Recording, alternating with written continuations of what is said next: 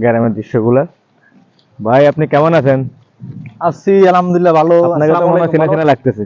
হ্যাঁ, আপনাকে কোথায় জানি দেখছিলাম। দেখছেন মনে হয় ফেসবুকে। আমি তো ফেসবুকে থাকি, তো মাঝে মধ্যে ছবি আপলোড দিয়ে আচ্ছা থাকি। তো মনে হয় কি ঢাকা ছিলেন না? ঢাকায় থাকি। হ্যাঁ, ঢাকা জব কি করেন ঢাকা?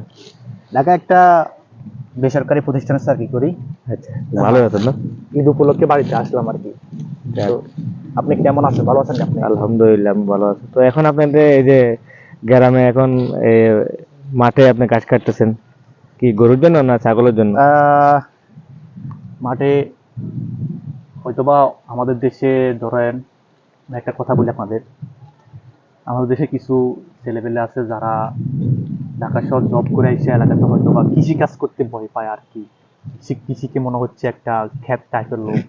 ঢাকা শহর জব করলে যে কৃষি কাজ করা যাবে না, বা হয়তো বা জমি চাষ করা যাবে না, এমন এমন কিছু মনে করে আর কি। না, এখন তো অ্যাভেলেবল হচ্ছে এগুলো। আপনার হ্যাঁ। মানুষের যে জবটা করে ওটার পাশাপাশি কেউ পার্ট টাইম কোনো কিছু করার জন্য চেষ্টা করে। যেমন গ্রাম অঞ্চলে আপনার একটা মাছের খামার করে, কেউ গরুর খামার করে, কেউ ছাগলের খামার করে, কেউ হাঁস মুরগি, কেউ মুরগির খামার। অনেকে বিভিন্ন রকম বিভিন্ন পার্ট টাইম ইনকাম করার জন্য কিছু না কিছু করে। তো আপনি কি কি করতেছেন? হ্যাঁ, আমিও এরকম কিছু একটা করতেছি ইনশাল্লাহ দিলে। আমিও একটা গরুর খামার দিচ্ছি, বুঝছেন। আমার অলরেডি ইনশাল্লাহ দিলে ঢাকাতে জব করি, জবের পাশাপাশি এই যে বাড়িতে আমি যে এখন যে গরুর জন্য আমার একটা গাভী আছে, দুটা বাছুর আছে। তো আমার একটা ছোট্ট, মানে একদম ছোট্ট একটা খামার আছে। আমি ছোট থেকে শুরু করছিলাম আর কি বলেন। তো এখন আমি ওই গরুর জন্য মানে এই ঘাসগুলো কাটা। তো এখন আমি যা অনেক ওই কৃষিকাজের কথা বলছি যে ক্ষেত মনে করে যে, কারণ অনেকে সার্কি করার পর বা জব করার পর এই ছোট ছোট কাজগুলা করতে তারা মানে অনীহা বা অনিচ্ছা প্রকাশ করে। আমার থেকে কেমন বেকসে বেকসে লাগে। তা আমি আশা করতেছি যে আমার জবের পাশাপাশি যদি আমি অন্য কোনো একটা প্রফিট পাই, এটা হচ্ছে খামার। তো এই জন্য আমি ছোট করে একটা খামার শুরু করলাম ইনশাল্লাহ দিলে।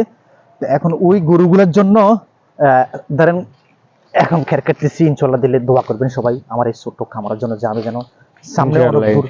থ্যাংক ইউ ভাই, আপনার জীবনের কাহিনীগুলো আমাদের সামনে তুলে ধরার জন্য আপনাকে অসংখ্য ধন্যবাদ। ইনশাআল্লাহ আমরা নেক্সট টাইম অন্য একটা ব্লগ নিয়ে। আমি আপনারে বলি, কৃষি কাজকে কখনো ছোট মনে করা যাবে না, বুঝছেন। ইনশাআল্লাহ সবসময় আপনি বাংলাদেশে কিন্তু কৃষি প্রধান একটা উৎপাদন পণ্য। এখান থেকে বাংলাদেশের অর্থনৈতিক দেশ চাঙা করার মেন কারণটা হচ্ছে কৃষি, এমনকি এই খামারগুলা। তো আপনি ছোট ছোট এই খামারগুলা বা এই ছোট ছোট মানে উদ্যোগগুলো আপনার দেশকে অনেক দূর এগিয়ে নিবে, এমনকি আপনাকে অনেক প্রফিট দিবে ভালো। তো আমার মতো যারা আছেন তারা এই ছোট ছোট কিছু কাজ উদ্যোগ নেবেন, ইনশাল্লাহ আপনারা ভালো প্রফিট পাবেন ইনশাল্লাহ দিলে। আমি কিছুদিন আগে ধরেন আমার একটা গরু ছিল, এখন ওখান থেকে দুইটা আছে, আর একটা বাছুর দেওয়ার সম্ভাবনা ইনশাল্লাহ আছে। তো ইনশাল্লাহ ভালো একটা প্রফিট আছে। তো এই জন্য কিছু পরিশ্রম বা কিছু কাজ করলে ইচ্ছা থাকলে উপায় হয়। নিজের নিজের ইচ্ছা থাকতে হবে। হ্যাঁ হ্যাঁ, এই জন্য আমিও চেষ্টা করতেছি সামনে আমার যেটা আরো বড় করব। আপনাদেরকে আমার খামার একদিন দেখাবো, সমস্যা নেই, আসিয়েন, দাওয়াত করলে ইনশাল্লাহ।